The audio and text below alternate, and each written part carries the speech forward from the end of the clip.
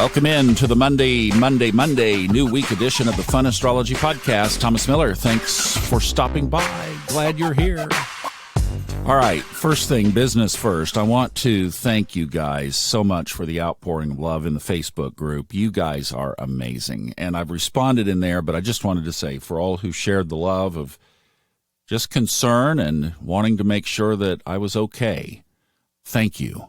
It means so much, and we are a family, and I do appreciate it.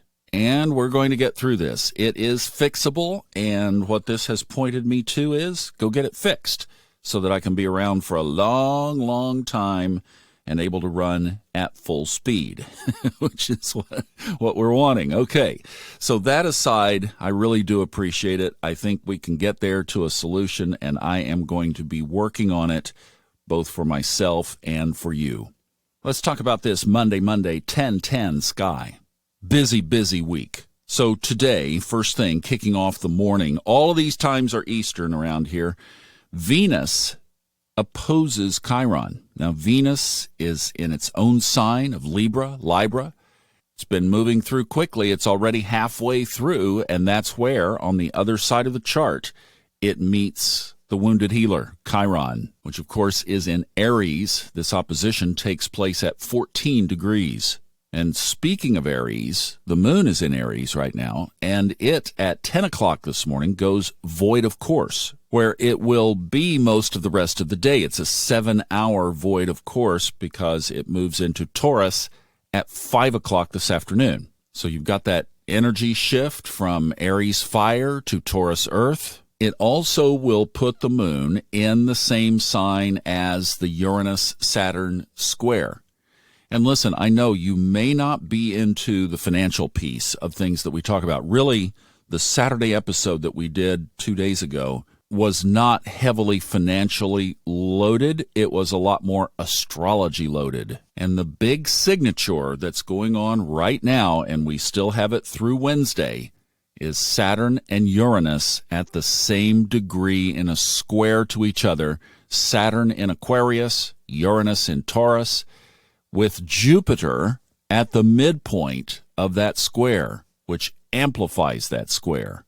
This is the same square that's been in place going back through all the recessions of the last 100 years.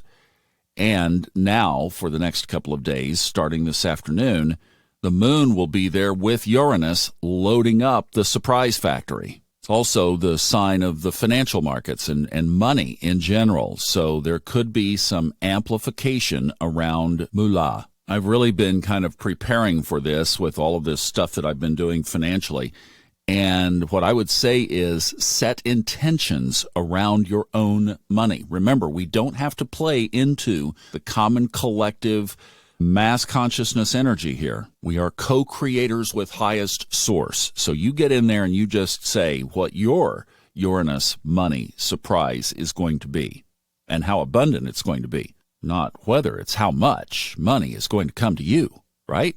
That's the way to look at it. Okay, let's have a surprise. And Saturn, it's going to last forever. This is not money through your fingers, right? And Jupiter, bring the wheelbarrows, load it all up with gold. It's like, that's the approach to take here. Okay, I've waited all this time.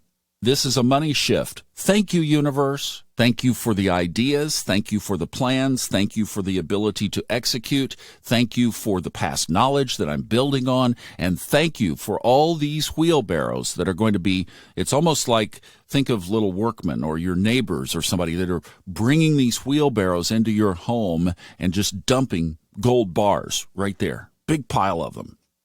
There you go. See, we can do this. We don't have to, oh, this is going to be bad. It's going to be, no, go the other way. All right. Now, tomorrow we have another one. This is tomorrow evening. We'll talk about it more tomorrow, but the sun trines Saturn, which of course is involved in the big square. So there's stuff we'll unpack on that tomorrow.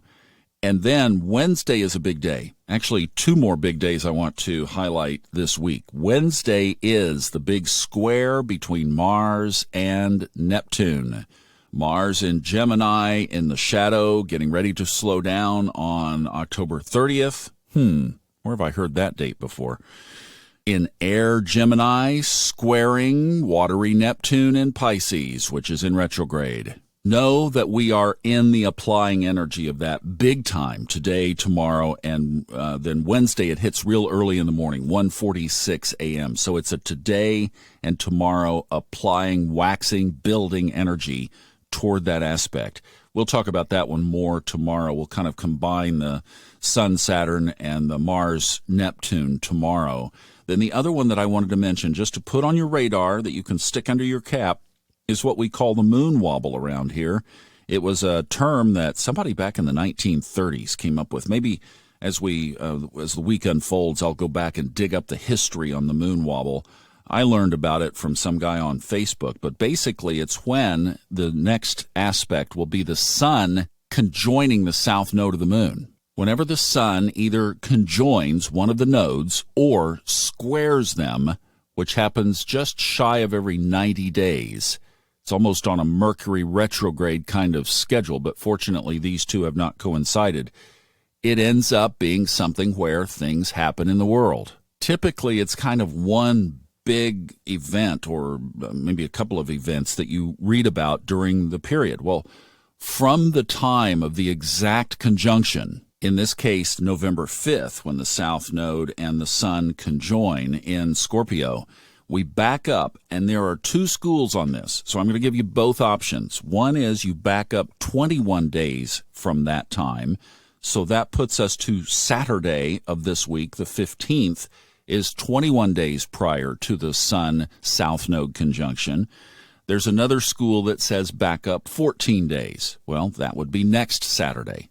So let's put it on our radar. We'll watch and observe. But as we've been looking at this together, it is something that we have seen a pattern of things happening somewhere in the world. And it's typically like earthquakes or, we had the big hurricane in Florida. It's that kind of type of scenario. And, of course, it's in Scorpio, which is where the eclipse will be on the 25th.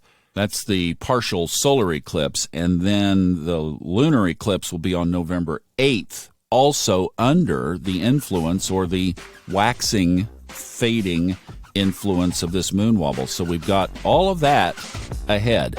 Fasten your seatbelts, folks. Of the time since we started doing this together in early 2019, we probably have not seen a more significant period, except those big aspects in 2020. But what's going to unfold over about the next 6 or 8 weeks is going to be really, really key. And we'll be watching it from below as it unfolds above. Have a great day. See you tomorrow.